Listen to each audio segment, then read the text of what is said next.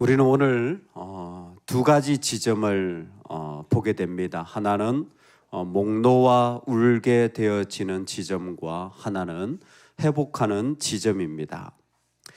다윗과 그의 사람들이 사흘 만에 시글락에 이른 때에 아말렉 사람들이 이미 네겝과 시글락을 침노하였는데 그들이 시글락을 쳐서 불사르고 다윗의 무리가 매우 지쳐 있는 상황이었습니다.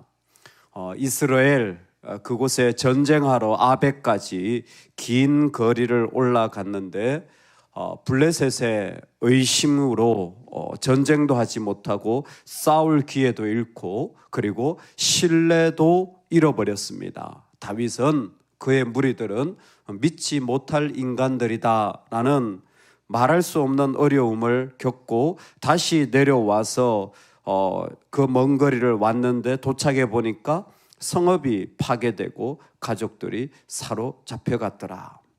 다윗과 그와 함께한 백성이 울 기력이 없도록 소리를 높여 울었더라. 정말 괴로운 상황은 아버지로서 자격이 없고 남편으로서 자격이 없다라고 생각되어지는 현장에 그 자리에 펼쳐질 때 그 삶에 어떤 것도 더 이상 기반으로 살아갈 수 있는 일들이 없어진 것입니다. 누구에게나 이 절망의 극점이라는 것을 경험할 때가 있습니다. 그냥 절망이 아니라 울 기력이 없을 정도로 마음에 깊은 어려움이 있는 자리가 절망의 극점입니다. 이때는 눈물도 나오지 않을 정도로 말할 수 없이 고통스럽고 힘들어서 모든 것이 다 의미 없어 보이는 지점입니다. 사람에게는 이 절망의 극점을 지나는 때가 있어서 참 이때가 그 인생에 두 번 다시 오지 않기를 기도할 정도로 얼마나 고통스러운지 모릅니다. 인도가 1890년대에 최악의 기근을 만나게 되고 그때에 그 기근으로 수많은 사람들이 굶어서 죽게 되어지는데 사진을 보면 온 가족이 뼈만 남아 있어요. 온 가족이 뼈만 남아 있는데 앉아 있을 힘도 없기 때문에 그저 땅바닥에 널브러져 있는 것입니다. 정말 눈은 퀭하고 정말 살아있는지 죽어있는지 구별이 안 되는 그런 자리에 한 기자가 다가가서 사진을 찍으려고 하는데 찍은 사진이 참 놀랍습니다. 온 가족이 다 널브러져 있는데 누군가 그 가족에게 다가오자 그 아버지가 의자에 자기 몸을 일으켜서 앉는데 가만히 보니까 눈은 살기가 돌아요. 그러니까 가족을 보호하려고 누가 외부인이 접근하는 것에 대한 경계심이 극에 달한 거죠. 그 눈이 너무나 무서워서 가까이 다가갈 수 없는데 보니까 손에는 작대기를 잡고 있는 거예요.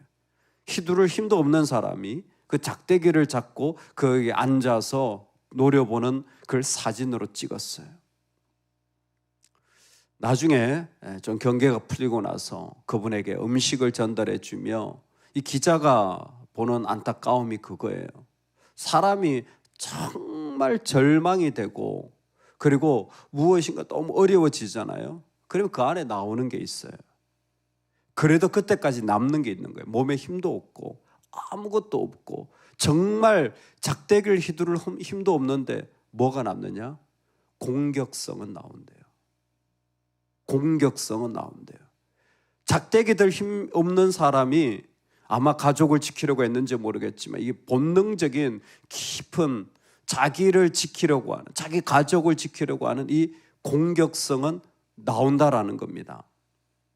백성들이 자녀들 때문에 마음이 슬퍼서 다윗을 돌로 치자 하니 모두 지쳐있고 이 군사들과 병사들도 자신들의 아내와 자녀들이 아말렉에 잡혀간 이 상황을 보고 얼마나 절망이 컸는지 뭐가 나와요? 공격성이 나오는 거예요.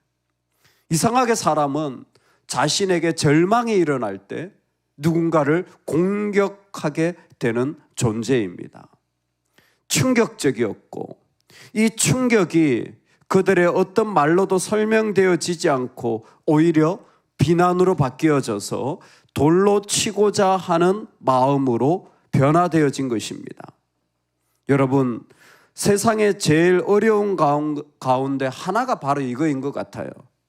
누구를 비난하고자 일어나는 유혹을 떨쳐버리는 일. 누군가를 향하여 공격성을 멈추는 일은 정말 쉽지 않은 일입니다. 그렇게 보자면 절망의 극점은 어디일까요?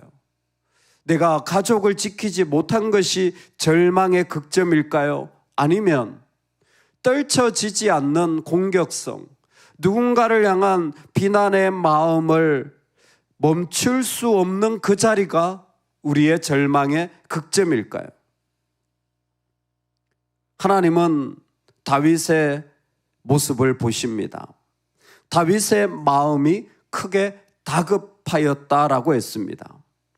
그들이 병사들이 온 남아있는 사람들이 절망하고 그 공격성이 일어나자 다윗에게 등을 돌리는 것을 그것보다 그들보다 그들이 당한 어려움보다 그 속에 또 하나 절망의 극점이 있는데 이 모든 것을 감당해야 하는 다윗의 괴로움을 하나님은 보고 계시는 것입니다. 다윗의 마음이 크게 다급하였다라는 것은 다윗이 더 이상 견딜 수 없는 그 극점에 서 있다라는 것입니다. 사울도 이런 절망의 극점에 그 마음이 급하였던 적이 있었습니다. 블레셋이 올라와서 전쟁을 치르고자 할 때 사무엘은 죽어서 그는 결국 그가 가지고 있는 그 극점에 무당을 찾아가는 일을 하였습니다. 어떤 사람은 이 극점이 되면 누군가를 향하여 돌을 치는 것으로 풀어내는 사람도 있습니다. 이 극점이 되면 누군가는 어떤 자리에서 비난과 그리고 욕을 하는 것으로 이 자리를 떨쳐버릴 수도 있습니다. 여러분, 가장 중요한 것은 우리에게 삶의 절망의 극점이라는 것이 존재하고 그때는 내 자신이 부적절함이 드러나고 그 자리는 내가 아무것도 할 수 없어 눈물도 흘리지 못할 정도로 고통스러운 때가 있다라는 것입니다. 누군가를 돌로 치는 자리가 될 수도 있었고 어떤 분들은 아마 하나님을 원망하며 하나님에게 등을 돌릴 수도 있는 자리가 이 점입니다. 우리 안에 오늘 기도하시고 예배하셔서 내 안에 공격성이 나오려고 할 때, 비난의 마음이 유혹이 일어나려고 할 때 멈출 수 있는 은혜가 있기를 축복합니다. 내 상상과 내 추측, 아니면 아닌 것에서 멈추고 모르면 모르는 것에서 멈추고 허락하지 않으면 허락하지 않은 선에서 멈춰질 수 있기를 소망합니다. 더 이상 그 길을 내 마음대로 내가 결정하여 가지 않는 것, 절망의 극점의 중요한 포인트입니다. 오늘 우리 모두가 인생의 자리에 말할 수 없는 극점을 지나는 자리가 있을 수 있습니다. 기억하십시오. 우리에게 주님이 계시다면 절망의 극점은 다른 말로 회복의 극점이 될 것입니다. 그 자리는 우리가 하나님이 계시다면 회복하는 회복의 극점으로 다시 일어나게 될 줄로 믿습니다. 우리 6절인데요. 같이 한번 읽겠습니다. 백성들이 자녀들 때문에 마음이 슬퍼서 다윗을 돌로 치자 하니 다윗이 크게 다급하였으나 그의 하나님 여호와를 힘입고 용기를 얻었더라. 아멘. 예. 좋은 것은 2번. 한 번 더 읽읍시다. 백성들이 자녀들 때문에 마음이 슬퍼서 다윗을 돌로 치자 하니 다윗이 크게 다급하였으나 그의 하나님 여호와를 힘입고 용기를 얻었더라. 아멘. 다윗에게 다 등을 돌리고 그 모든 괴로움을 짊어져야 하는 다윗, 절망의 극점에 서 있지만 그러나 그 자리에서 다윗은 그의 하나님 여호와를 힘입고 용기를 얻었더라. 그의 하나님 여호와를 힘입고 용기를 얻었더라. 여러분, 반드시 멈추시고 하나님께 물으시기 바랍니다. 대답이 없고 답이 없을 수도 있지만 하나님께 물으시기 바랍니다. 내 답이 정확하다고 생각해도 하나님께 물으시기 바랍니다. 하나님께 물으며 나아갈 때에 우리는 회복의 극점을 경험하게 되어지는 것입니다. 하나님께 물으며 나아가는, 아니 하나님을 힘입어 나아가는 은혜가 우리 모두에게 있기를 다시 한번 축복합니다. 아멘. 여호와를 힘입는다라는 것은 그는 하나님께 물으러 나아가 여호와 안에서 스스로 강하게 되어지는 것을 말하는 것입니다. 지금 다윗은 뭐 하냐면 내 삶의 이유를 만드는 거예요. 내 삶의 이유를 만드는 거예요. 지금 돌을 든 자들은 그 이유가 사람이에요. 다윗, 너 때문에 우리 가족이 이렇게 됐어. 이건 사람이에요. 너 때문에 내가 이렇게 됐어. 이건 사람이에요. 이건 사울의 신앙입니다. 이건 사울의 모습이에요. 누구 때문에라는 것의 이유가 무엇인지 우리는 분명히 해야 됩니다. 여러분, 하나님이시기를 소망합니다. 하나님이시길 소망합니다. 내가 사는 것도 내가 죽는 것도 하나님이시기를 원합니다. 그 자리의 이유가 분명히 하나님이어야 돼요. 여러분 가만히 들어보세요. 이 사람의 이유가 정말 무엇인지. 사람 때문이라 그 사람은 사울이에요. 거의 반무당됩니다. 교회 다니는데 거의 반무당돼요. 자신이 다 맞추고 자신이 다 알고 자신이 다 측량하고 자신이 다 결정하고 거의 반무당이에요. 이상하게 교회 다니는데 반무당이야. 끊임없이 이와 같은 일들이 반복되기 때문입니다. 이 절망의 자리에 다윗의 이유는 하나님 안에서 발견하는 거예요. 여호와를 힘입는다라는 것이 하나님 안에 서 있다라는 것을 말합니다. 그는 하나님 안에서 자신의 이유를 만드는 거예요. 하나님 안에 무슨 이유가 있습니까? 하나님 안에 무슨 이유를 그는 발견합니까? 이것이 하나님의 뜻이라는 겁니까? 이 고통당하는 게? 도대체 하나님 안에 있는 것이 무슨 말입니까? 이 절망이 나한테 필요하다라는 겁니까? 하나님 안에 있다라는 말은 이 말입니다. 주께서 나를 붙드시고 내 온전함에 세우시며 주 앞에 영원히 세우시나이다. 아멘. 고통 중에 있는 다윗이 시편 41편에 노래했습니다. 주께서 나를 붙드시고. 주님 안에 있다는 말은 주님이 나를 붙잡고 있는 걸 보게 된 거예요.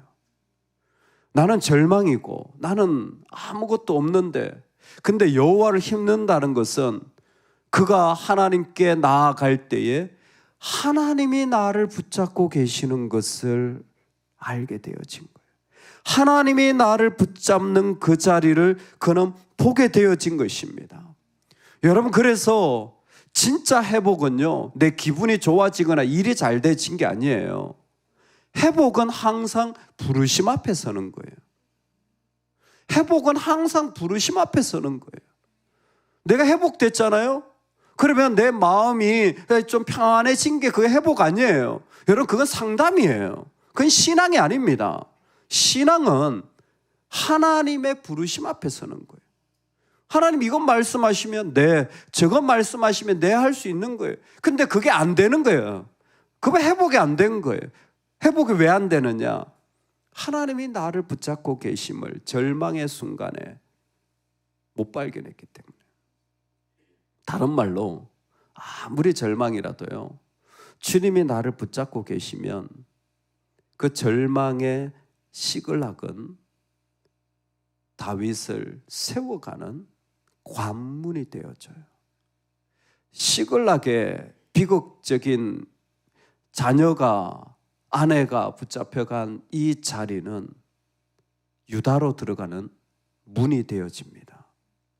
오늘 우리에게 하나님이 나를 붙잡고 계신 그 믿음만 우리 안에 세워지면 불타버린 블레셋 땅 그 자리지만 하나님의 왕조가 세워지는 바로 현장이 여기인 것입니다.